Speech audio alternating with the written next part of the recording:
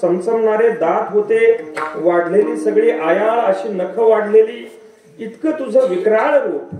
त्या हिरण्यकश्यपूचा तू वध केला आणि हिरण्यकश्यपूचा वध केल्यानंतर त्याची आतडी गळ्यामध्ये घालून त्या राज दरबारामध्ये तू जोर जोराने डरकाळ्या फोडत होता. सर्व देवांना चिंता पडली की देवाने ज्याच्यासाठी अवतार धारण केला होता ते कार्य झालेलं आहे. हिरण्यकश्यपूचा वध झालाय. आता देवाने पुन्हा आपल्या पूर्व पदावरती मूळ स्वरूपावरती यायला पाहिजे.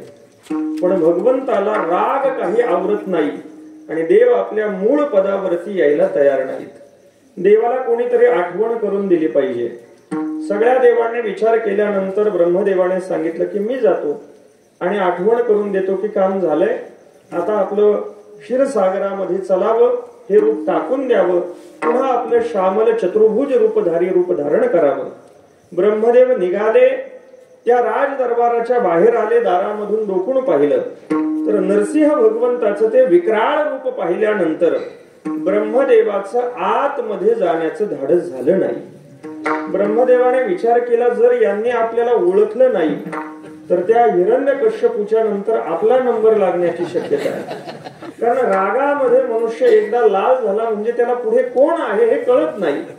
ब्रह्मदेवाने विचार केला, हे धाडस, ही जोखीम न स्वीकारलेली बरी आहे. ब्रह्मदेव पाठीमागे फिरले. भगवान शंकरांनी प्रयत्न केला.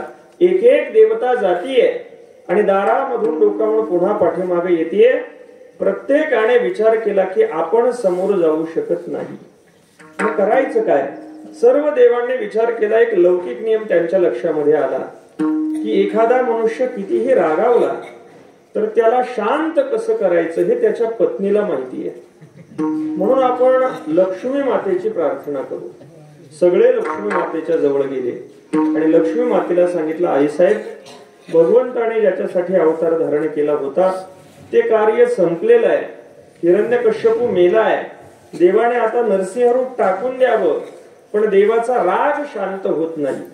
लक्ष्मी माता म्हटल्या, त्याच्यामध्ये घाबरण्याचं एवढं काय कारण आहे? आमचे हे कितीही रागावले तरी मला पाहिल्यानंतर लगेच शांत होतात. मी आता जाते आणि देवाला शांत करून येते. म्हणून लक्ष्मी माता निघाल्या.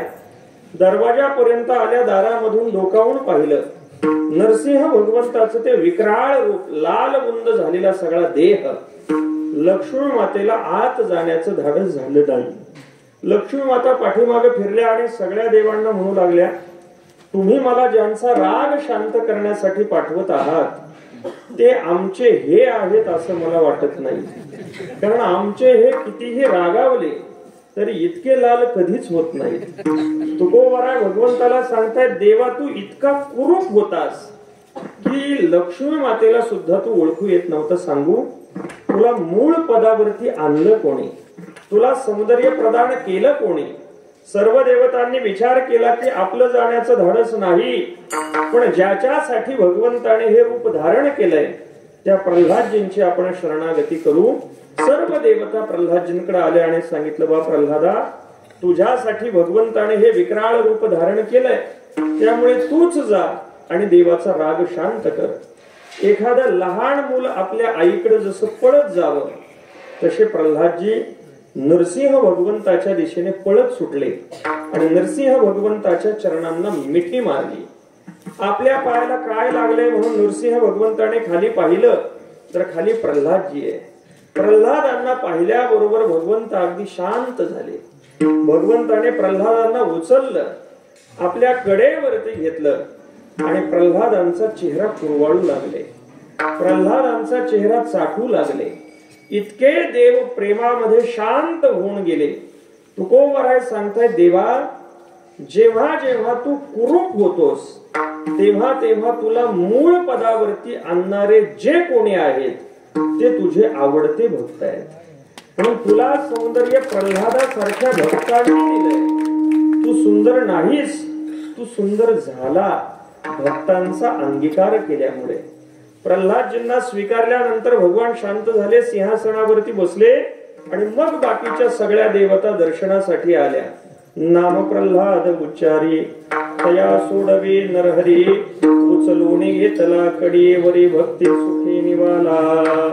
भगवंताला भक्तांना पाहिल्यानंतर भगवान सुंदर होतात. भगवंताला कोणतंच रूप नाही. तुकोबराय सांगतात, तू कसा होता? नवता काळा गोरा खुजाना ठेंगणा, तू कसाच नव्हता. तुला सुंदर बनवलंय हे साधू पुरुषांनी. खरं सांग, तू चतुर्भुज झाला कोणासाठी? तू डोळे धारण केले कोणासाठी? तू इथे आलास कोणासाठी? तो पहावा हे डोळे म्हणून अचक्षुषी मज डोळे. हातीचे नीलीला कमळे पूजो तयाचे, दोवरी दोणी भुजालो घेऊनी आणि रूपा बळे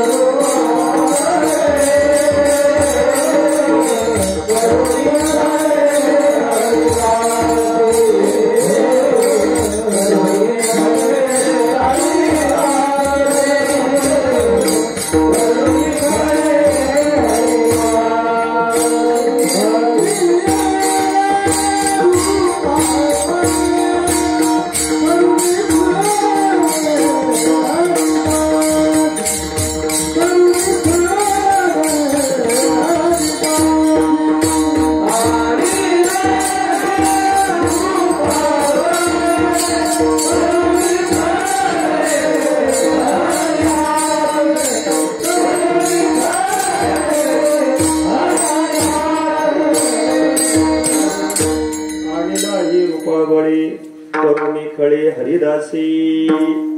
भगवान स्वतः सांगतायत की या भक्तांना पाहण्यासाठीच मी हे रूप धारण केलंय. म्हणजे भगवान चतुर्भुज झाले दैत्यांना मारण्यासाठी नाही, भक्तांना आलिंगन देण्यासाठी. भगवंताने डोळे धारण केले ते दैत्यांना पाहण्यासाठी नाही, भक्तांना पाहण्यासाठी. तया संगाचेनी सुरवाडे मज विदेहा देह धरणे घडे किंबहुना आवडे निरुपम. ज्ञानोबराय सांगतायत, भगवंताच्या मुखातून भगवान बोलतायत की त्याच्या संग सुखासाठी, म्हणजे भक्ताचं संग सुख मिळावं यासाठी भगवंत आकाराला येतो, देह धारण करतो. मग जर देवा तुला त्यांच्या संगाची आवड आहे, इच्छा आहे, तुला त्यांना पाहण्याची इच्छा आहे, तुला त्यांना भेटण्याची इच्छा आहे, मग तुला जी इच्छा आहे ती इच्छा आम्ही केली तर आमचं बिघडलं कुठे? तुला त्यांना पाहावंसं वाटतंय, तुला त्यांना भेटावंसं वाटतंय, त्यांच्या संघामध्ये राहावं वाटतंय, मग आमची सुद्धा तीच इच्छा आहे जी तुझी इच्छा आहे. म्हणून आम्हाला सुद्धा तुझ्यावरती ज्यांचं मन आहे अशा भक्तांचं दर्शन हवं आहे. मग आता असे भक्त नेमके कसे आहेत त्याचं लक्षण सांगत असताना तुकोबराय सांगतात की ज्यांनी आपलं मन भगवंताला देऊन टाकलेलं आहे, म्हणजे ज्यांचं मन भगवंताला सोडून इतर कशाचाच विचार करत नाही. स्वानंद सुखनिवासी सद्गुरु श्री जोग महाराजांचं चरित्र जर आपण पाहिलं तर सद्गुरु जोग महाराज म्हणजे भगवंताला मन समर्पित केलेलं एक उत्कृष्ट साधू व्यक्तिमत्व आहे. सद्गुरु जोग महाराज हे पूर्व जन्मामध्ये ज्ञानोबरायांच्या पालखीचे भुई होते. आयुष्यभर ज्ञानोबरायांची पालखी खांद्यावरती वाहिली. त्यामुळे परिणाम असा झाला की या जन्मामध्ये चित्त शुद्धीसाठी सद्गुरु श्री जोग महाराजांना फार साधन काही करावं लागलं नाही. सद्गुरु श्री जोग महाराजांच्या परमार्थाचा आरंभ वयाच्या 25-26व्या वर्षापासून पुढे सुरू झाला. म्हणजे त्याच्या अगोदर परमार्थ नव्हता असं नाही, परमार्थ होता, पण तो परमार्थ कुस्ती क्षेत्राशी संबंधित आणि निगडीत होता.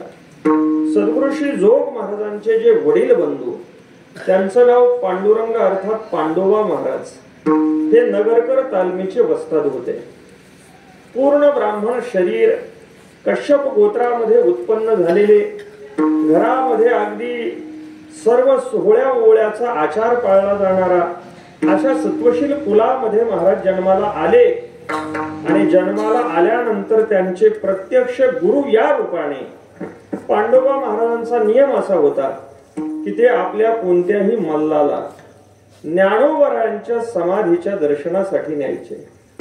ज्ञानोबरायांची उपासना ही त्यांच्या घरामध्ये अगदी पूर्वीपासून चालत होती.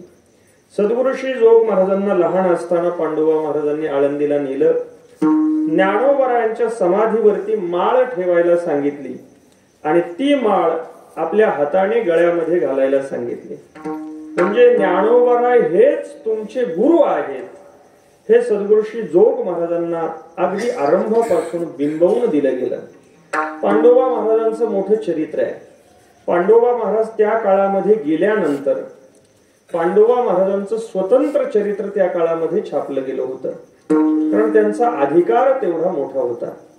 पण त्यांना वेळी अवेळी फिट यायची आणि त्या फिटीमुळे अकस्मात पांडोबा महाराजांचं निधन झालं. सद्गुरू श्री जोग महाराज आणि पांडोबा महाराज यांच्यातलं नातं जर समजून घ्यायचं झालं तर संत श्रेष्ठ निवृत्तीनाथ महाराज आणि संत श्रेष्ठ ज्ञानोबराय यांच्यामध्ये असलेलं जे नातं आहे तेच नातं सद्गुरू श्री जोग महाराजांचं आपल्या वडील बंधूंबरोबर होतं. जसं ज्ञानोबरायांना घरामध्येच सद्गुरू भेटले तसे सद्गुरू श्री जोग महाराजांना सुद्धा आपले वडील बंधू गुरूंच्या रूपाने घरामध्येच भेटले होते. पण वडील बंधूंचं आकस्मिक निधन झाल्यामुळे सद्गुरू श्री जोग महाराजांच्या जीवनामध्ये मोठा दुःखाचा प्रसंग ओढावला. दुःखाची तीव्रता इतकी होती की अगदी 3-4 महिने महाराजांना झोपच लागली नाही. झोप न लागता अगदी रात्रभर तसंच बसून राहावं. पांडोबा महाराजांची मूर्ती डोळ्यासमोरून जात नव्हती. नगरकर तालमीची जबाबदारी अंगावरती आली होती. हे सगळं चालू असताना झोप लागत नाही. शेवटी महापुरुषांना त्यांची पूर्व केलेली साधना त्या दिशेने त्यांची वाटचाल होते. भगवान गीतेमध्ये सांगतात तत्रतम बुद्धी संयोगम लभते पौर्वदेहिकम. योग भ्रष्ट महापुरुषांना पूर्वी केलेल्या साधनाचा बुद्धी संयोग या जन्मामध्ये प्राप्त होतो. पांडोबा महाराजांना त्यांच्या वाड्याच्या पाठीमागे एक वारकरी भजन करणारे होते. त्यांचं नाव होतं बण्यावा मास्तर म्हणून. ते हमाल वाड्यामध्ये भजन करायचे आणि आपलं दुःख आपला शोक दूर करण्यासाठी सद्गुरू श्री जोग महाराजांनी मार्ग निवडला तो भजनाचा. महाराज भजनामध्ये जाऊन बसू लागले, भजनामध्ये रमू लागले, भजन करू लागले. त्यानंतर राहुरी जवळ एक योगी होता आणि त्या योग्याजवळ काही योगाभ्यास करण्यासाठी गेले. पण योग हे आपलं साधन नाही. त्याचा एक दुष्परिणाम शरीरावरती असा झाला की नाडीचा एक ठोका कमी पडू लागला. योग्याने सांगितलं आता किती दिवस तुम्ही जगाल हे सांगता येत नाही. सद्गुरू श्री जोग महाराज तिथून निघाले आणि अलंकापूर क्षेत्रामध्ये ज्ञानोबरायांच्या समाधी समोर येऊन धरणं धरलं आणि धरणं धरल्यानंतर ज्ञानोबरायांना आपलं सर्व जीवन समर्पित केलं. परिणाम असा झाला की ज्ञानोबरायांनी त्यांना साक्षात दर्शन दिलं. अगदी 10-12 दिवसामध्ये ज्ञानोबरायांची भेट व्हावी, दर्शन व्हावं म्हणजे सद्गुरू श्री जोग महाराजांचं पूर्व जीवन आणि साधना किती श्रेष्ठ प्रतीची असेल याचा विचार करा. सद्गुरू श्री जोग महाराजांच्या डोक्यावरती ज्ञानोबरायांनी हात ठेवला आणि हात ठेवून आज्ञा दिली तू कथा कीर्तन करीत जा. म्हणजे आता इथून पुढे मिळालेलं जे आयुष्य आहे ते कथा आणि कीर्तनासाठी मिळालेलं आहे. ज्ञानेश्वरीचं प्रवचन करायचंय आणि कीर्तन करायचंय. ज्ञानोबरायांनी सद्गुरू श्री जोग महाराजांच्या आयुष्याची वृद्धी केली म्हणून आपल्याला वारकरी संप्रदायाची सेवा, वारकरी संप्रदायाचं शिक्षण प्राप्त होऊ शकलं. ज्ञानोबरांनी जर आयुष्य वृद्धी केली नसती तर आज आपली जी स्थिती आहे ती स्थिती आपल्याला पाहायला मिळाली नसती. सद्गुरू श्री जोग महाराज म्हणजे ज्ञानोबरांना समर्पित केलेलं मन आहे. परमात्मा पंढरीनाथाला समर्पित केलेलं मन आहे. सद्गुरू श्री जोग महाराज आपलं पत्र लिहून झाल्यानंतर त्या पत्राच्या खाली स्वाक्षरी करत असताना जसं आपण लिहितो आपला आज्ञाधारक, आपला सेवक, मामासाहेब पत्र लिहिण्यासाठी बसले. सद्गुरू श्री जोग महाराज सांगतायत आणि पत्राच्या मायण्यानुसार मामासाहेबांनी खाली आपला असं लिहिलं. सद्गुरू श्री जोग महाराजांनी ते पाहिलं आणि सांगितलं ते खोडून टाक. मी कोणाचा नाही, मी फक्त पांडुरंगाचा आहे. म्हणून तिथे पंढरपूरचा वारकरी विष्णू नरसिंह जोग अशा पद्धतीचं महाराज बिरुद वापरायचे. याला मन भगवंताला देणं असं म्हटलं जातं. परमात्मा पंढरीनाथ सोडला तर दुसरं आपलं कोणीही नाही. सद्गुरु श्री जोग महाराजांचं सर्व जीवन हे वारकरी संप्रदायाच्या सर्वांगीण सेवेसाठी ज्ञानोबरांनी दिलेली आज्ञा, ज्ञानोबरांनी दिलेला प्रसाद होता. मग आता कीर्तन प्रवचन करण्याची आज्ञा मिळाल्यानंतर लगेच सद्गुरु श्री जोग महाराज डायरी घेतली आणि कीर्तनाच्या तारखा घेत कीर्तन करण्यासाठी बाहेर पडले असं झालं नाही. सद्गुरु श्री जोग महाराजांना आदेश प्राप्त झाला आणि हा आदेश मिळाल्यानंतर जोग महाराजांनी विचार केला, तोपर्यंत कीर्तन प्रवचनाचा कधी संबंध नाही. आपल्याला आपल्या गुरूंनी ही आज्ञा दिलेली आहे, याचा अर्थ ही साधना नेमकी कशी आहे ते समजून घेतलं पाहिजे. सद्गुरु श्री जोग महाराजांनी गाथा घेतला आणि भंडारा डोंगरावरती गाथ्याचं चिंतन करायला सुरुवात केली. आणि हे चिंतन ज्ञानेश्वरीचं गाथ्याचं चिंतन करता करता त्यांच्या लक्षामध्ये येऊ लागलं की वारकरी संतांची कीर्तनाची परंपरा पाहून या ग्रंथ करावे कीर्तन. ग्रंथ पाहून ग्रंथाचं अवलोकन करून मग कीर्तन करण्याची परंपरा आहे. आता सद्गुरु श्री जोग महाराजांना कीर्तन प्रवचन करण्याची आज्ञा ज्ञानोबरांनी दिली. त्याचा हेतू हा होता की एकतर त्या काळामध्ये घडत असलेली कीर्तन प्रवचन ही ज्ञानोबरांच्या मर्जीला उतरत नव्हती. ती ज्ञानोबरांना तेवढी आवडत नव्हती, कारण त्याच्यामध्ये सुधार व्हावा ही ज्ञानोबरांची इच्छा होती. पूर्वीची कीर्तन परंपरा फड परंपरेमध्ये अभंग सेवेकरता निवडला जायचा आणि अर्थाचा विचार न करता केवळ यमक जुळवल्यासारखं फक्त प्रमाण म्हटले जायचे. त्याच्यामध्ये निरूपणाचा, विश्लेषणाचा, पूर्व पक्ष, उत्तर पक्ष, अभंगाची भूमिका, प्रवेश, त्या चरणाच्या संबंधीचा वेदांताचा विचार, पुराणांमधून त्या संबंधी आलेला कथाभाग इत्यादी विचार जे आता आपण कीर्तनाचं स्वरूप पाहतो तशा पद्धतीचं कीर्तनाचं स्वरूप नव्हतं. आता म्हणजे आत्ताच्या आदर्श कीर्तनाचं, नाहीतर अतिव्याप्तीने हे लक्षण आत्ताच्या सगळ्या कीर्तनाकडे जाईल. तर आत्ताच्या सगळ्या कीर्तनाकडे गेलं तर ती अतिव्याप्ती होईल. कारण विकृत वेगळ्या वेगळ्या पद्धतीची ही आत्ताची कीर्तन हा विचार सोडून जी वारकरी शिक्षण संस्थेची संतांच्या वाङ्मयाचं व्यवस्थित पद्धतीने उकल करून देण्याची जी परंपरा आहे त्या परंपरेचं आदर्श स्वरूप सद्गुरु श्री जोग महाराजांनी विकसित केलं. ते आपल्या शिष्यांनाही शिकवलं आणि त्याद्वारे संत वाङ्मयाचं रसग्रहण, संत वाङ्मयाला आपल्या जीवनामध्ये कशा पद्धतीने उतरवावं याचा वस्तुपाठ कीर्तनाच्या पद्धतीने माध्यमातून मांडण्याचा प्रभावी मार्ग सद्गुरु श्री जोग महाराजांनी तुमच्या आमच्या समोर ठेवला. म्हणजे 25 वर्षापासून ते पुढे सर्व आयुष्य सद्गुरु श्री जोग महाराजांचं म्हणजे मन भगवंताला समर्पित केलेल्या अवस्थेमध्ये आहे. कोणत्याही महापुरुषाला संत वाङ्मयाचा अर्थ तेव्हाच लागू शकतो ज्या वेळेला त्या संतांची कृपा असेल तेव्हा. तुकोबरायांच्या अभंगांचा अर्थ आपण इतर कोणतीही शास्त्र शिकलो, ग्रंथ शिकलो, कोश पाहिले, अन्य काही ऐकलं म्हणजे आपल्याला लागेल असं नाही. जोपर्यंत तुकोबराय कृपा करत नाही तोपर्यंत तो अर्थ आपल्याला कळू शकत नाही. सद्गुरु श्री जोग महाराजांनी जगद्गुरु श्रीमंत श्री तुकोबरायांच्या गाथेचं वर्गीकरण केलं. म्हणजे आता जी आपण प्रकरणांची गाथा पाहतोय, पूर्वी अशा पद्धतीची गाथा नव्हती. आजही फड परंपरेमध्ये आपल्याला जी गाथा पाहायला मिळते त्याला ओळीची गाथा असं म्हटलं जातं, की ज्याच्यामध्ये प्रकरण नाहीत. पण सद्गुरु श्री जोग महाराजांनी त्या सर्व गाथेचं चिंतन करून त्याची प्रकरण केली. नामपर प्रकरण वेगळं, बाळक्रीडा वेगळ्या, रूपक वेगळी, खेडिया वेगळा, काही पौराणिक प्रसंग वेगळे, उपदेशपर, करुणापर, नामपर, अद्वैतपर, संतपर ही सगळी प्रकरणं केल्यामुळे आज आपल्याला गाथेच्या संबंधित थोडीशी तरी दिशा ही प्राप्त होतीये.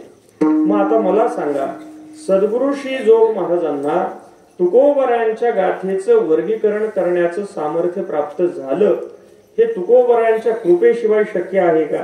तुकोबरायांच्या कृपेशिवाय हे शक्य नाही. सद्गुरु श्री जोग महाराजांनी सर्वात अगोदर गाथेचा अर्थ लिहिला, म्हणजे सार्थ गाथा केली. गाथेचा अर्थ लिहिण्यासाठी ज्ञानेश्वरीचा अर्थ आणि गाथेचा अर्थ याच्यामध्ये अंतर आहे. ज्ञानोबरायांची ज्ञानेश्वरी म्हणजे श्रीमद भगवद्गीतेवरती केलेलं व्याख्यान आहे.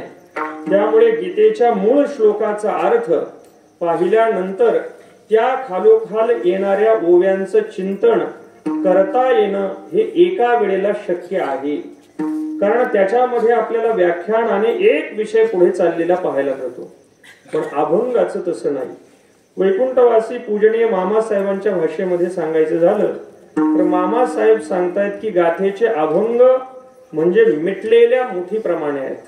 एखादी मूठ बंद केल्यानंतर त्या मुठीमध्ये काय आहे हे जसं आपल्याला कळू नये तसं 4 चरणांमध्ये नेमकं काय आहे हे कळणं तेवढंच अवघड आहे. पण सद्गुरु श्री जोग महाराजांनी सर्व अभंगांचे अर्थ लिहिले. याच्यासाठी शब्द मामासाहेब वापरतात की सद्गुरु श्री जोग महाराजांच्या ठिकाणी परकाया प्रवेश नावाची शक्ती होती. परकाया प्रवेश म्हणजे दुसऱ्याच्या शरीरामध्ये प्रविष्ट होऊन त्यांना काय अभिप्रेत आहे तो अर्थ समजून घ्यायचा आणि तो अर्थ व्यक्त करायचा. म्हणजे जगद्गुरु श्रीमंत श्री तुकोबरायांच्या कायेमध्ये प्रविष्ट होण्याचं सामर्थ्य सद्गुरु श्री जोग महाराजांचं होतं. म्हणून त्यांच्याकडून सार्थ गाथेचं लिखाण होऊ शकलं. महाराजांचे अभंग गाथा अभंगांचा विचार आपण जर पाहाल तर वेगळ्या वेगळ्या पद्धतीने केलेलं त्यांचं जे चिंतन आहे त्या चिंतनातून त्यांच्या मनाची, त्यांच्या बुद्धीची आणि त्यांच्या जीवनाची उंची आपल्या लक्षामध्ये येते.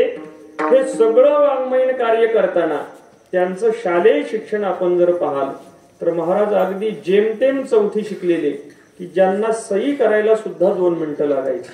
म्हणजे लिहिण्यामध्ये इतके कच्चे असलेले महाराज अर्थ करण्याच्या दृष्टिकोनातून आणि संत वाङ्मयाच्या अध्ययनाच्या दृष्टिकोनातून इतके प्रौढ बुद्धीचे होते की तत्कालीन चांगली चांगली पंडित मंडळी सुद्धा पूज्य महाराजांच्या श्रवणासाठी येऊन बसायची. किती हुशार मंडळी येऊन बसायची. एक नाव सांगितलं तरी आपल्याला पर्याप्त आहे.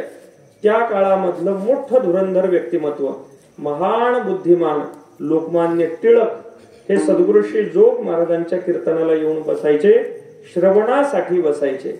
म्हणजे सद्गुरु श्री जोग महाराजांना प्राप्त झालेली जी बुद्धी आहे ती बुद्धी घोकून प्राप्त केलेली विद्या नाही, ती प्रसादाची विद्या आहे. विठाला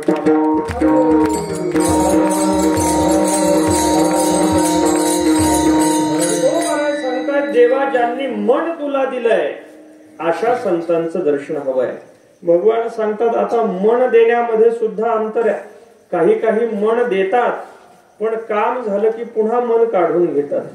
आर्त, जिज्ञासू, अर्थार्थी म्हणून जे भक्तांचे प्रकार आहेत तेही मन लावून भक्ती करतात. पण कुठपर्यंत? जोपर्यंत आपलं साध्य प्राप्त होत नाही तोपर्यंत. साध्य प्राप्त झालं की पुन्हा मन काढून संसारामध्ये लावतात. तुकोबराय सांगतायत असं नाही. तुला मन समर्पित करण्याच्या पाठीमागे ज्यांची भावना अत्यंत शुद्ध आहे अशी शुद्ध भाव असलेल्या भक्तांचं दर्शन हवं आहे. अभंगाच्या दुसऱ्या चरणात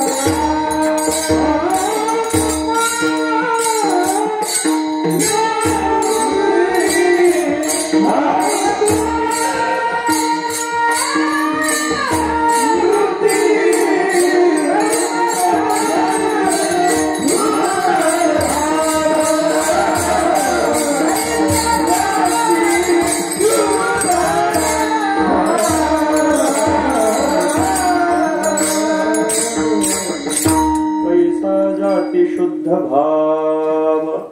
तुकोबराय सांगतात त्या भक्तांच्या भक्तीच्या पाठीमागचा जो भाव आहे तो जाती शुद्ध आहे, म्हणजे ज्यांचा भाव अतिशय शुद्ध आहे. आता भाव शुद्ध असणं म्हणजे काय, तर भाव शुद्धीचं लक्षण आपल्याला इथेच उत्तरार्धामध्ये तुकोबरायांनी करून दिलेलं आहे. हात पावना वृत्ती, ज्याची हाताविषयी पायाविषयी वृत्ती नाही, म्हणजे देहाविषयी ज्याची आसक्त बुद्धी नाही, असा जो आहे त्याला शुद्ध भावाने भक्ती करणारा असं म्हटलं जातं. बाकीचे भक्ती करतात पण ती भक्ती भगवंतासाठी नाही, ती भक्ती स्वतःसाठी केली जाते. भक्ती कशासाठी, ज्ञानोबराय सांगतात जयाची भजने भोगासाठी. म्हणजे भक्तीचा उपयोग केला जातो पण पोट भरण्यासाठी, भजनाचा उपयोग केला जातो पण स्वतःच्या देहासाठी. तुकोबराय सांगतायत असं नको. ज्यांचं देह तादात्म्य सुटलेलं आहे अशा शुद्ध भावाने भक्ती करणाऱ्या भक्तांचं मला दर्शन हवं आहे. मग आता देह तादात्म्य सुटलेल्या भक्तांचा जर विचार आपण कराल तर सद्गुरु श्री जोग महाराजांचं देह तादात्म्य सुटलेलं आपल्याला त्यांच्या चरित्रावरून पाहायला मिळतं. महाराजांच्या ठिकाणी, हाताच्या ठिकाणी, पायाच्या ठिकाणी, देहाच्या ठिकाणी कोणत्याही पद्धतीची वृत्ती नव्हती. म्हणजे ते देह विवर्जित अवस्थेमध्ये वर्तन करणारे साधू पुरुष होते. काही चरित्रातली उदाहरणं आपण पहा. सद्गुरु श्री जोग महाराज जर जेवायला बसले तर आपण काय खातो आहे आणि किती खातो आहे याच्याकडे त्यांचं भान नव्हतं. सद्गुरु श्री मामासाहेब असं लिहितात की महाराज जर जेवायला बसले तर त्यांना जर एखादा वाढणारा म्हणू लागला की महाराज वाढू का, तर सद्गुरु जोग महाराज म्हणायचे तुला वाढायचं असेल तर वाढ, म्हणजे तू वाढलं काय आणि नाही वाढलं काय त्याच्याशी आमचा काहीही संबंध नाही. आपण किती खाल्ला असं जर कोणी विचारलं तर तेही त्यांना माहित नसायचं. उत्तर काळामध्ये महाराजांना मधुमेहाचा आजार झाला, ज्याला आपण डायबिटीज म्हणतो. मधुमेहाचा आजार झाल्यानंतर एका घरी गेले असताना त्या ठिकाणी दोघे जण बसलेले, महाराज आणि दुसरा एक व्यक्ती. घरामध्ये उन्हाळ्याचे दिवस सरबत बनवला गेला आणि त्या सरबतामध्ये एका सरबताच्या ग्लासामध्ये साखर टाकली गेली आणि दुसऱ्यामध्ये साखर टाकली नाही. साखर बिना साखरेचं जे सरबत आहे ते सद्गुरु श्री जोग महाराजांसाठी बनवलं होतं, पण जो ग्लास आणणारा होता त्याच्या ते लक्षामध्ये राहिलं नाही आणि साखर असलेलं सरबताचा ग्लास हा महाराजांना दिला गेला आणि बिना साखरेचा हा दुसऱ्याला दिला गेला. महाराजांनी पिऊन टाकलं आणि जो दुसरा आहे तो थोडा थोडा पित होता. शेवटी घर मालकाला त्याने विचारलं का हो तुमच्याकडं सरबतामध्ये साखर टाकण्याची पद्धत नाही का. घर मालकाने विचारलं तुम्ही कोणता ग्लास पिताय, म्हणे याच्यामध्ये तर साखरच नाही. त्याने जोग महाराजांना विचारलं महाराज तुम्ही जो सरबत पिला त्याच्यात साखर होती का. सद्गुरु श्री जोग महाराजांनी उत्तर दिलं तुम्ही जर टाकली असेल तर असेल आणि नसेल टाकली तर नसेल, त्याच्यात साखर होती का नव्हती हे मला माहित नाही. म्हणजे आपण काय खातो आहे याच्यावरती महाराज कधी वृत्तीवरती नव्हते. पंढरीची वारी करत असताना उतार काळामध्ये त्यांना भगेंद्र नावाचा आजार झाला होता. पण या भगेंद्राच्या आजारामध्ये पंढरपूरच्या रस्त्याने चालत असताना त्यांचं धोतर सर्व रक्ताने भरून जायचं. पण आपलं धोतर रक्ताने भरून गेलेलं आहे हे सुद्धा दुसरी मंडळी त्यांना सांगायची, पण त्यांना मात्र आपलं धोतर रक्ताने भरलेलं आहे याचं भान नसायचं. संपूर्ण आयुष्यामध्ये त्यांनी कधीच कोणत्याच वैद्याला आपल्याला हात लावू दिला नाही. म्हणजे जर आजारी पडले किंवा काही झालं तरी सुद्धा त्यांनी आपला हात वैद्याच्या हातामध्ये दिला नाही. सद्गुरु श्री जोग महाराज देह तादात्म्य रहित अवस्थेमध्ये राहणारे महापुरुष होते. तुकोबराय सांगतात ज्यांची देहावरती वृत्ती नाही भक्ता येसे जाणा, जे देही उदास, जे देहावरती उदास आहेत अशा भक्तांचं तुकोबराय सांगतायत मला दर्शन हवंय.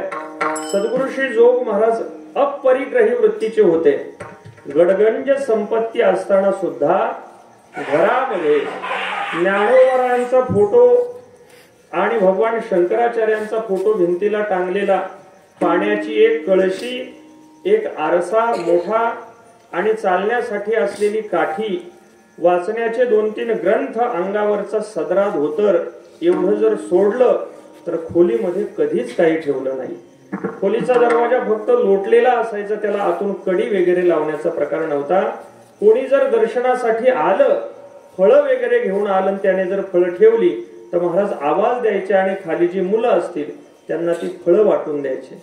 आपल्या खाण्याकडे महाराजांचं लक्ष नव्हतं. आपल्या देहाच्या आजारपणाविषयी कोणतंही लक्ष नव्हतं. देहाविषयी त्यांच्या ठिकाणी देह तादात्म्याची कोणती वृत्तीच नव्हती. तुकोबराय सांगतात, ज्याच्या ठिकाणी देह तादात्म्याची वृत्ती नाही, समजून चला तो शुद्ध भावाने भगवंताची भक्ती करणार आहे. भक्ती अशुद्ध होते कधी? ज्या वेळेला या देहाविषयीची आस्तिक्य बुद्धी जागी असते त्यावेळेला कुठेतरी सकामता निर्माण होते, अहंकार निर्माण होतो आणि त्याच्यासाठी मनुष्य आपल्या भक्तीला व्यापाराचं स्वरूप द्यायला सुरुवात करतो. पण ज्याला देहाचंच काही घेणं देणं नाही तर त्या देहाच्या संबंधी लागणाऱ्या बाकीच्या गोष्टी करायच्यात काय? महाराजांच्या ठिकाणी पुत्रेषणा नाही, ते निष्कलंक ब्रह्मचारी आहेत. वित्तेषणा नाही म्हणजे धनाची कोणतीही वृत्ती नाही. त्या काळात 2 प्रसंग असे आहेत की ज्या वेळेस महाराजांना 1-1 लाख रुपये देऊ केले गेले.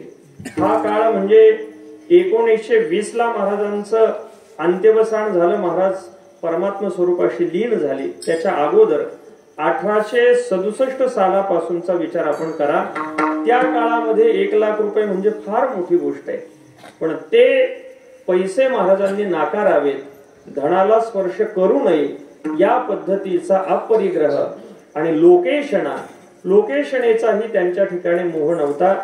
आपलं नाव कुठे टाकलं जावं याच्यासाठी कधीच त्यांनी कोणती खटपट केली नाही. वारकरी शिक्षण संस्था स्थापन केली जावी ही वैकुंठवासी मारुतीबाबा गुरव, वैकुंठवासी मारुतीबाबा ठोंबरे यांची इच्छा होती. त्याला सद्गुरुश्री जोग महाराज लवकर होकार द्यायला तयार नव्हते. कारण मांडीना स्वतंत्र फड, अंगा येईल अहंता आड, आपण आपल्या रूपाने कोणतीही काही निर्माण करावं या प्रवृत्तीचा विचार महाराजांच्या ठिकाणी नव्हता. बरं, समाजामध्ये त्यांचा अधिकार फार मोठा होता.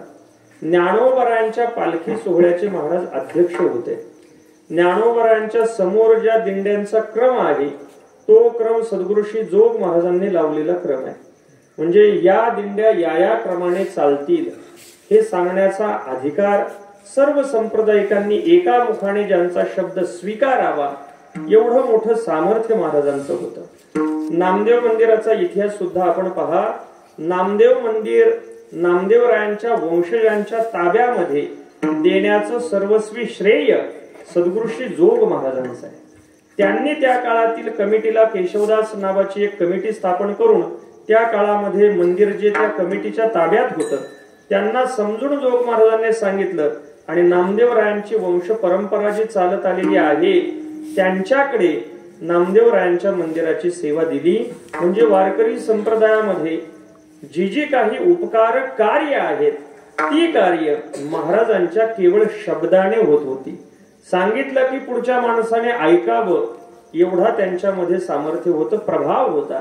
तुकोबराय सांगतात, ज्यांच्या भक्तीच्या पाठीमागचा भाव हा अगदी शुद्ध आहे अशा भक्तांचं मला दर्शन हवं आहे. महाराज, ज्यांचा भाव शुद्ध आहे म्हणजे नेमकं काय आहे?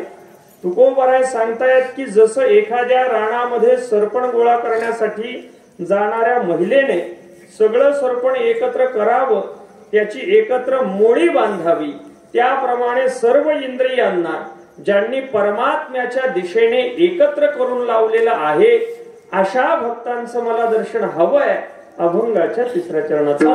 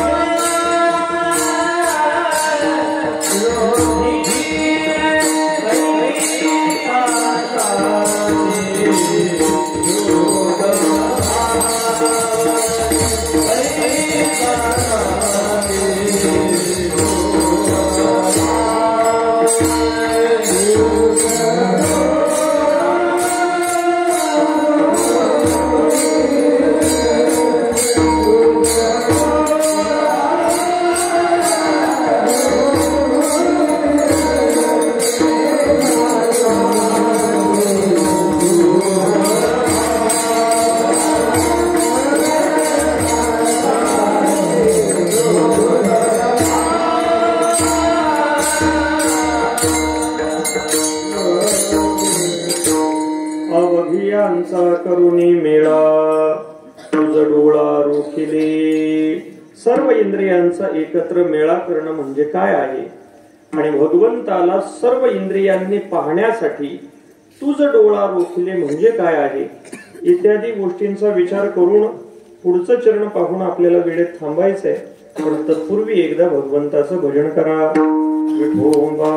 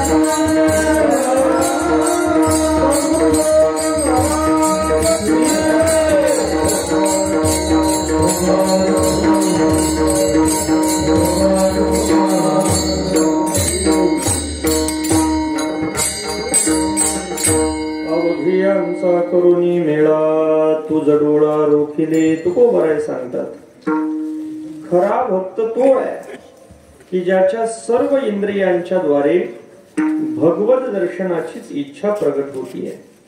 कानांच्या द्वारे, हाताच्या द्वारे, पायाच्या द्वारे सर्व इंद्रिय ज्याने भगवंताच्या दिशेने एकत्र करून लावलेली आहेत. चरित्र सांगायचं झालं तर आपण ध्रुवाने केलेली भगवंताच्या प्राप्तीसाठीची जी साधना आहे ती साधना आपण पहा की भगवंताच्या दर्शनासाठी ध्रुव जेव्हा राणामध्ये निघाले, देवर्षी नारदांनी रस्ता अडवला, विचारलं कुठं चालला. ध्रुवाने सांगितलं अरण्यामध्ये भगवंताच्या प्राप्तीसाठी निघालोय. देवर्षी नारदांनी परीक्षा पाहून सांगितलं अरे राणामध्ये हिंस्र श्वापद राहतात, सिंह राहतो, वाघ राहतो, तुला खातील. ध्रुव म्हटला मेलो तरी चालेल पण पाठीमाग फिरणार नाही. आणि मग त्याची एक निष्ठता पाहिल्यानंतर देवर्षी नारदांनी ध्रुवाच्या डोक्यावरती हात ठेवला आणि ओम नमो भगवते वासुदेवाय मंत्राचा उपदेश केला आणि भगवंताचं दिव्य रूप हृदयामध्ये आठवण्यासाठी, ध्यान करण्यासाठीचा मार्ग सांगितला. ध्रुवजी राणामध्ये आले, यमुनेचं स्नान करायचं, त्रिकाल संध्या करायची, पद्मासन घालायचं आणि भगवंताचं रूप हृदयामध्ये एक सारखं आठवायचं आणि मुखाने ओम नमो भगवते वासुदेवाय मंत्राचा जप करायचा. याला नामरूपाची साधना असं म्हटलं जातं. संतांनी आपल्याला नामरूपाची साधना शिकवली.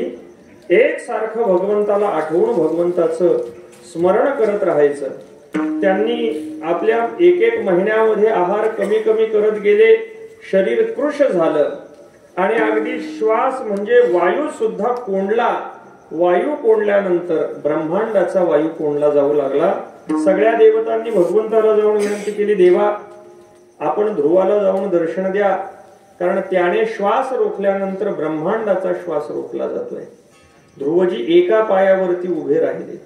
पायाचा तोल सावरता यावा म्हणून आपला अंगठा जमिनीला रोवला. त्या अंगठ्याचा भार इतका मोठा होता, एवढं तपश्चर्याने सामर्थ्य निर्माण झालं होतं की सगळी पृथ्वी माता अशी दोलायमान होऊ लागली, हलू लागली. शेवटी भगवान परमात्मा ध्रुवाला दर्शन देण्यासाठी आले. निधिवनामध्ये आल्यानंतर भगवंताने ध्रुवाला सांगितलं ध्रुवा डोळे उघड. पण ध्रुवजी मात्र डोळे उघडायला तयार नाहीत, कारण आतमध्ये भगवंताचं जे रूप साठवलेलं आहे त्या रूपावरती ध्रुवाचं एक सारखं चित्त आहे. तुझ डोळा रोखिले, डोळ्याने एक सारखा आतमध्ये भगवंतालाच पाहणं चालू आहे. शेवटी भगवंताच्या लक्षात आलं की आतलं रूप जोपर्यंत नष्ट करत नाही तोपर्यंत हा डोळे उघडणार नाही. भगवंत आतमध्ये प्रविष्ट झाले, आतमध्ये अंधार पडला, आतलं रूप नष्ट झालं. मग ध्रुवाने डोळे उघडले. पाहतायत तर काय, आजपर्यंत आपण हृदयामध्ये ज्या रूपाला पाहत होतो तोच भगवान परमात्मा बाहेर उभा आहे. म्हणजे भगवंताला प्रत्यक्ष करण्याचं सामर्थ्य ज्यांच्या साधनेमध्ये आहे अशा भक्तांचं मला दर्शन हवं आहे. सद्गुरु श्री जोग महाराजांचं चरित्र आपल्याला सर्व इंद्रियांना एकत्र करून आपल्या उपास्य देवतेच्या ठिकाणी सर्व समर्पित करणं कसं असतं हे आपल्याला पाहायला मिळतं. स्वानंद सुखनिवासी सद्गुरु श्री जोग महाराजांचं आराध्य म्हणजे विश्वमाऊली ज्ञानोबा आहे. ज्ञानोबारायांचं एक सारखं ध्यान, एक सारखं स्मरण सद्गुरु जोग महाराजांच्या हृदयामध्ये होतं. म्हणून अंतकाळाला ज्या वेळेस अंगामध्ये ज्वर भिनला त्यावेळेस मामासाहेब लक्ष्मण बाबा हे जवळ सेवा करण्यासाठी होते. सद्गुरु श्री जोग महाराजांनी मामासाहेबांना सांगितलं की उद्या आपल्याला आळंदीला जायचंय. आता बाकीच्यांनी विरोध केला, कारण अशी अवस्था नाही की आळंदीला जावं. पण मामासाहेब सद्गुरु जोग महाराजांचे अंतरंग शिष्य आहेत. शिष्यांचे दोन प्रकार पडतात, एक बहिरंग आणि एक अंतरंग. बहिरंग म्हणजे फक्त बाह्य शरीराचाच विचार करणारे, आणि अंतरंग म्हणजे साधू महापुरुषाच्या अंतःकरणाचा विचार करणारे. बऱ्याच वेळेला अशी फसगत होते की मोठ्या महापुरुषांना आपला देह तीर्थक्षेत्रामध्ये ठेवण्याची इच्छा असते, पण त्यांच्या जवळचे बहिरंगी शिष्य त्यांना विनाकारण कुठेतरी उलट पालट नेण्याचा प्रयोग करत राहतात आणि त्यांच्या इच्छा त्यांना पूर्ण करता येत नाही. पण सद्गुरु मामासाहेब मात्र तसे नव्हते. मामासाहेब हे अंतरंग शिष्य होते. मामासाहेबांनी ते ओळखलं की महाराजांना आळंदीला जायचे, आणि त्यांनी जोग महाराजांनी जो निरोप आपल्याला दिलाय तो कोणाला सांगितला नाही, बाकीच्या मंडळींना सांगितलं नाही. घोडा गाडीवाल्याला जाऊन सांगितलं की उद्या पहाटे यायचं, आम्हाला आळंदीला जायचंय. म्हणजे महाराजांची जी इच्छा आहे, कारण बऱ्याच वेळेला महापुरुष शेवटच्या काळामध्ये त्यांच्या तीव्र इच्छेवरती राहतात, शरीरामध्ये सामर्थ्य राहत नाही. मग जवळ असणारा शिष्य जर अंतरंग असेल तर कशाला न्याय द्यायचा याचा तो विचार करू शकतो. मामासाहेबांनी त्यांच्यासाठी घोडागाडीची व्यवस्था केली. सद्गुरु श्री जोग महाराज घोडागाडीमध्ये बसले. मामासाहेबांच्या डोक्या म्हणजे गुडघ्यावरती मांडीवरती डोकं ठेवलं. त्या गाडीमध्ये लक्ष्मण बाबा सुद्धा होते, लक्ष्मण बाबा इगतपुरीकर. हे दोघेही म्हणजे मामासाहेब आणि लक्ष्मण बाबा हे दोघे सुद्धा गाडीमधून येत आहेत. आणि एक 5-10 मिनिटं झाले की सद्गुरु श्री जोग महाराज मामासाहेबांना विचारायचे, सोन्या असं त्यांना म्हणायचे, सोन्या आली का आळंदी? मामासाहेब सांगायचे अजून आलेली नाही, अजून आलेली नाही. असं करत करत करत जुन्या दगडी पुलापर्यंत गाडी आली. आणि दगडी पुलावरून जेव्हा गाडी जाऊ लागली इंद्रायणीवरून, तेव्हा महाराजांनी पुन्हा विचारलं, आली का आळंदी? तेव्हा मामासाहेबांनी सांगितलं, हो आळंदी आली. सद्गुरु श्री जोग महाराजांनी तेव्हा अगदी जोरामध्ये मामासाहेबांना सांगितलं, मी जिंकलं, मी काळाला जिंकलं. मला जी इच्छा पूर्ण करायची होती ती मी इच्छा पूर्ण केली. आळंदी क्षेत्रामध्ये महाराज आले. घासवाले धर्मशाळेमध्ये गेल्यानंतर त्या काळामध्ये घासवाले धर्मशाळेमध्ये संस्था भरायची. पहिले संस्थेचे वर्ग घासवाले धर्मशाळेमध्ये झाले. म्हणून घासवालेच्या धर्मशाळेमध्ये महाराज आले. खोलीमध्ये बसल्यानंतर त्यांनी स्वतःला पद्मासन घालून घेतलं. उत्तर दिशेला आपलं तोंड केलं. गुरुवार होता, आजचीच तिथी होती. सकाळच्या वेळेची ही घटना आहे. साधारण 7:30-8 वाजलेले असावेत. मामासाहेबांनी आवाज दिला, कोणीतरी गेलं. ज्ञानोबारायांच्या समाधीचं तीर्थ आणलं. त्याच्यानंतर इंद्रायणीचं तीर्थ आणलं गेलं. काही 1-2 मंडळी जोग महाराजांना भेटण्यासाठी नेहमीप्रमाणे येऊ लागली. जोग महाराजांनी मामासाहेबांना सांगितलं की मला गडबड नकोय, भेटण्यासाठी बाकीच्यांना आतमध्ये सोडू नका. तीर्थ महाराजांनी घेतलं. उत्तर दिशेला तोंड करून पद्मासन घालून डोळे झाकले आणि मामासाहेबांना लक्ष्मणबाबांना सांगितलं की मी आता जातो. अशा पद्धतीने सद्गुरु श्री जोग महाराजांनी ज्ञानोबरायांच्या चरणी आपला देह ठेवला.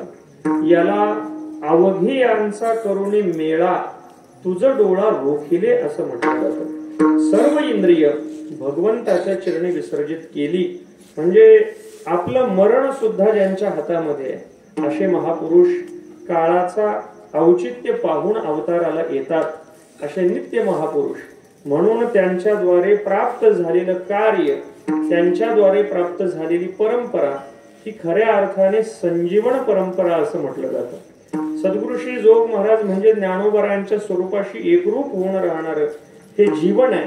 त्यामुळे वारकरी शिक्षण संस्थेचा हा प्रवाह म्हणजे संजीवन प्रवाह आहे.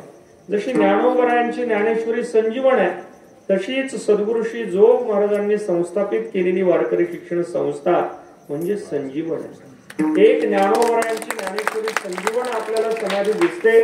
तीच संजीवन समाधी चालती बोलती जर आपल्याला पाहायची असेल तर ती चालती बोलती संजीवन समाधी म्हणजे वारकरी शिक्षण संस्था आहे. महद भाग्य जेव्हा उदयाला येतं तेव्हा आपल्याला वारकरी शिक्षण संस्थेच्या उंबऱ्यापर्यंत जाण्याचं भाग्य लाभतं. आपण भाग्यवान आहोत की आपण संस्थेच्या परंपरेमध्ये आलो. तिथे आपल्याला जाऊन शिकण्याची संधी प्राप्त झाली. ज्यांना ज्यांना वारकरी शिक्षण संस्थेच्या परंपरेचा संजीवन स्पर्श घडला त्यांनी या बाबतीमध्ये निश्चिंत राहावं की आपल्याला मुक्ती मिळेल की नाही याची चिंताच करू नये. तो निश्चित मुक्त होणार याच्यामध्ये कोणतीही शंका नाही.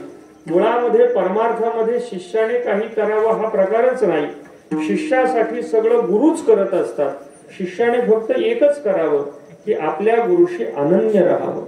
तो जर अनन्य राहिला तर त्याचा उद्धार सद्गुरू करतात. म्हणून आपण सद्गुरू श्री जोग महाराजांच्या चरणाशी जर अनन्य राहिलो तर उद्धारासाठी आपल्याला वेगळी खटपट करण्याची गरज नाही. आपल्या जवळ फक्त अनन्यता राहिली पाहिजे. म्हणून तुकोबराय सांगतायत देवा मला या साधू पुरुषांचं दर्शन घडावं.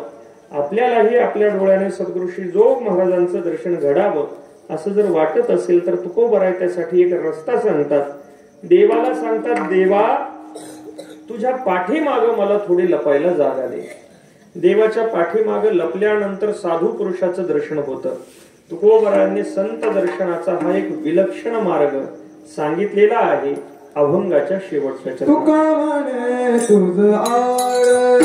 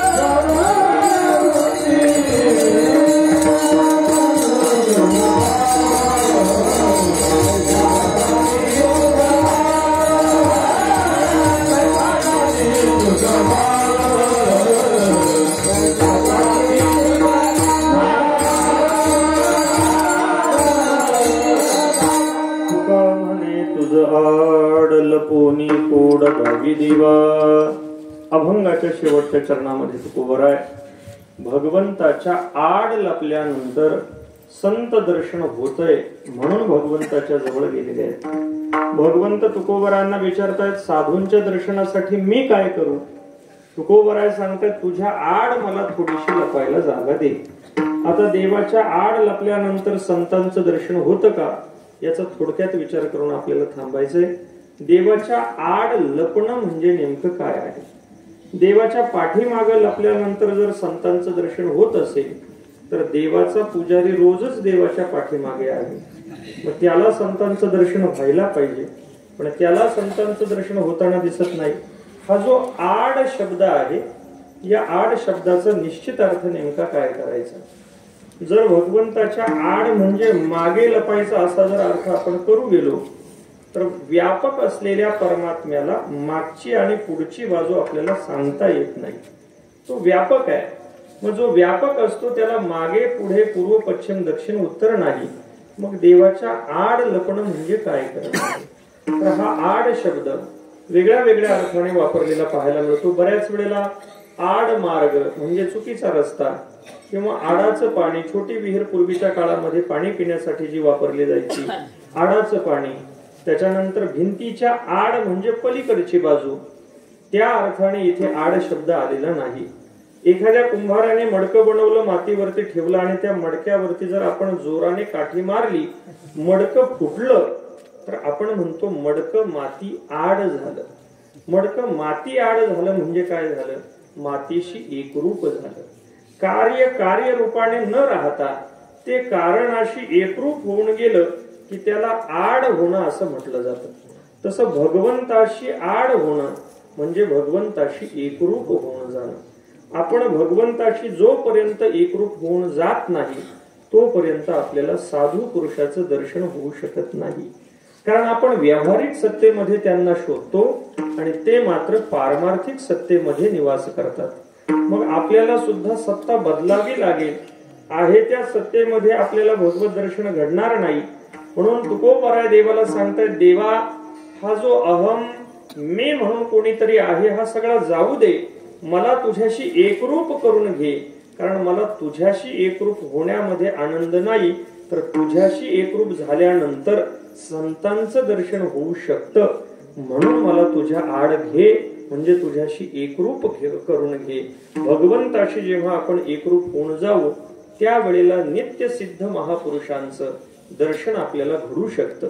ज्या सत्तेमध्ये स्वानंद सुखनिवासी सद्गुरु श्री जोग महाराज राहतात, ज्या सत्तेमध्ये बंकट स्वामी महाराज, ज्या सत्तेमध्ये मारुती बाबा गुरव, ज्या सत्तेमध्ये मामासाहेब दांडेकर, ज्या सत्तेमध्ये लक्ष्मण बाबा इगतपुरीकर संस्थेची सगळी दिव्य मंडळी ज्या चित स्वरूपाच्या सत्तेमध्ये निवास करतात, नित्य निवास करतात, आपल्यावरती कृपा करतात, आपल्याला त्यांचं दर्शन करण्यासाठी आहे अशा जड सत्तेमध्ये राहून उपयोगाचं नाही. आपल्याला सुद्धा चित सत्तेमध्ये जायला हवं. हा मायेचा पडदा बाजूला सारायला हवा आणि भगवंताशी एकरूप व्हायला हवं. म्हणून तुकोबराय जसं म्हणतायत, देवा मला तुझ्याशी एकरूप करून घे, म्हणजे मला या संतांचं दर्शन घडेल. तसं आपण सुद्धा जगद्गुरु तुकोबरायांच्या भाषेतून परमात्मा पंढरीनाथाला ही विनंती करू की आम्हालाही तुझ्याशी एकरूप करून घे, जेणेकरून आमच्या डोळ्यांना सद्गुरु श्री जोग महाराजांचं दिव्य दर्शन घडेल. म्हणून संत दर्शनाचीच इच्छा सद्गुरु श्री जोग महाराजांच्या या पुण्य उत्सवाच्या निमित्ताने आपण करू आणि झालेली सगळी सेवा सद्गुरु श्री जोग महाराजांच्या चरणी समर्पित करून सर्व ग्रामस्थ मंडळी, सर्व आयोजन करणारी मंडळी, आमचे सर्व गुणीजन मंडळी सर्वांचे पुन्हा पुन्हा आभार मानून या ठिकाणी वाणीला पूर्णविराम देव. किंबहुना तुमचे केले धर्मकीर्तन हे सिद्धी गेले, येथ माझे जे उरले पायी कपण. ज्ञानेश्वर